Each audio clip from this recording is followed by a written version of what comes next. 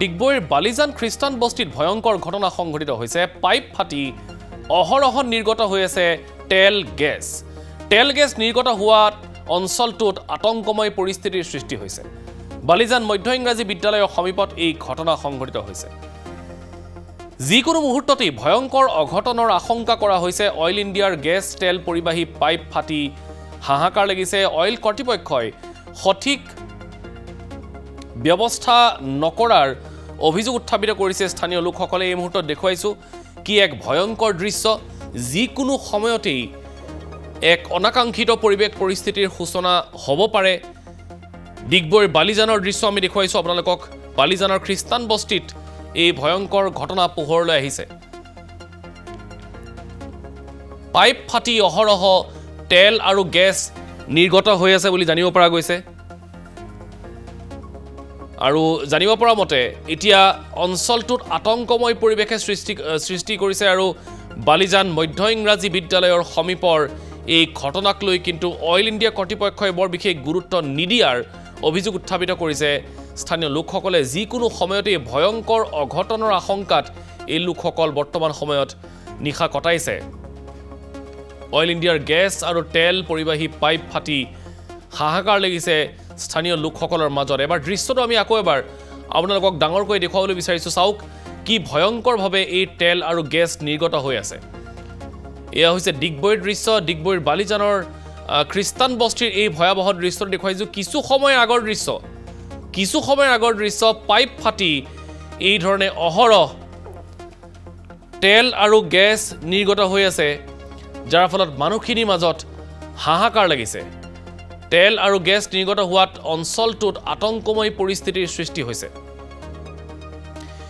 আমি সংযুক্ত হৈছো এই মুহূৰ্তত আমাৰ সাংবাদিক দীপাংকৰ শৰ্মাৰ সৈতে দীপাংকৰ এতিয়াও একেই হৈ আছে পৰিৱেশ পৰিস্থিতি নে অইল ইণ্ডিয়া কৰ্তৃপক্ষই কিবা ব্যৱস্থা লৈছে হয় নিশ্চয়কৈ বৰ্তমানো কিন্তু অইল ইণ্ডিয়া কৰ্তৃপক্ষৰ কোনো ধৰণৰ বিষয়া কোনো ধৰণৰ নিৰাপত্তাৰক্ষী উপস্থিত হোৱা নাই আমি বৰ্তমানো এই স্থানতো আমি উপস্থিত আছো আৰু স্থানীয় লোকৰ কোৱা মতে যে 4 দিনৰ পৰা এই পাইপেৰে অহৰহৰ আচলতে যিটো দূষিত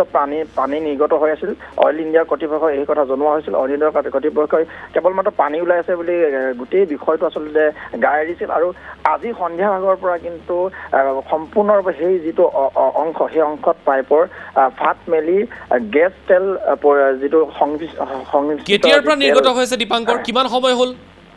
প্ৰায় সন্ধিয়া এতিয়াও প্ৰায় সন্ধিয়াৰ পৰা এতিয়া সময়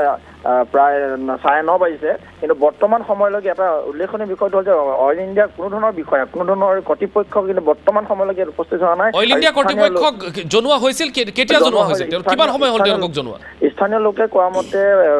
এই গোটেই আচলতে ঘটনাটো যেতিয়া প্ৰত্যক্ষ হোৱাৰ পাছতেই আচলতে অইল ইণ্ডিয়া কৰ্তৃপক্ষক এই বিষয়ে জনোৱা হৈছিল আৰু পূৰ্বেও এই একে স্থানতে সেই যিটো য'ত ফাট মেলিছে আচলতে সেই অংশত পূৰ্বেও এই এনেধৰণৰ ঘটনা হৈছিল তেওঁলোকে জোৰা টপলি মাৰি আচলতে সেই তেতিয়া তেল নিৰ্গতটো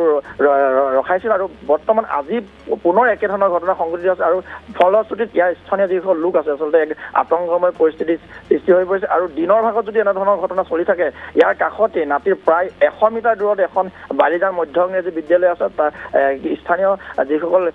এই অঞ্চলৰ শিক্ষক-শিক্ষয়িত্ৰী আছে ছাত্ৰ-ছাত্ৰী আছে কিন্তু তেওঁলোকৰ জীৱনলৈ আচলতে এক বিভীষিকাৰ সৃষ্টি হ'ব পাৰে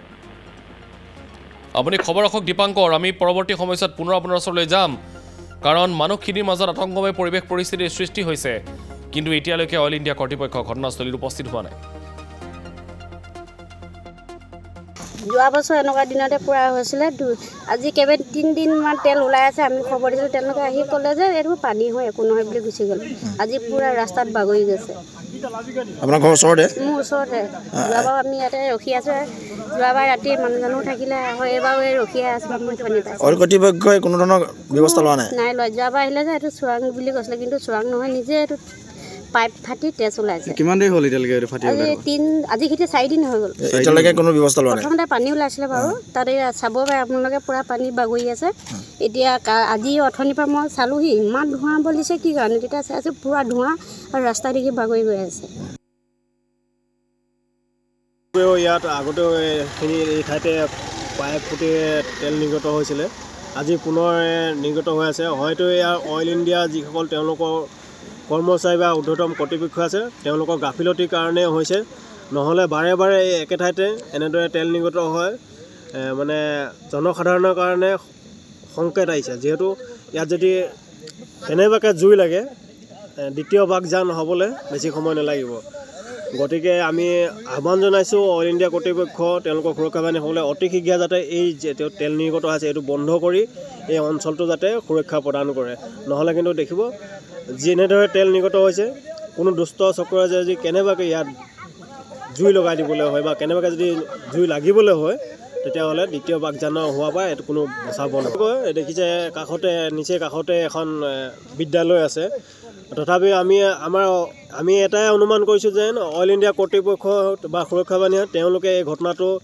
গুৰুত্ব সহকাৰে লোৱা নাই গুৰুত্ব সহকাৰে নোলোৱাৰ কাৰণে এনেধৰণৰ ঘটনা বাৰে বাৰে ঘটিবলৈ ধৰিছে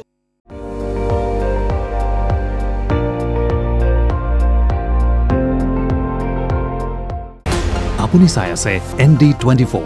সৰ্বশ্ৰেষ্ঠ নহয় সৰ্বোত্তমৰ দৌৰ